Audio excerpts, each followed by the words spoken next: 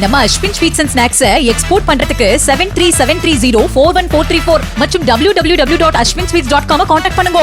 2025-2026 ஆண்டில் தமிழகத்தின் மொத்த வருவாய் 3,31,569 கோடி ரூபாயாக இருக்கும் என மதிப்பிடப்பட்டுள்ளதாக நிதியமைச்சர் தங்கம் தென்னரசு தெரிவித்தார்.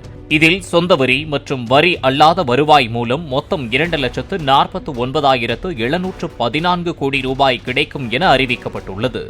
மொத்த வருவாய் செலவினம் 3,73,204 கோடி ரூபாயாக இருக்கும் என்றும் வருவாய் பற்றாக்குறை 41,635 கோடி ரூபாயாக இருக்கும் என்றும் அமைச்சர் அறிவித்தார். 2025-2026 ஆண்டிற்காக மதிப்பிடப்பட்ட நிதி பற்றாக்குறை 1,06,963 கோடி ரூபாயாக இருக்கும் என்றும் தெரிவிக்கப்பட்டுள்ளது.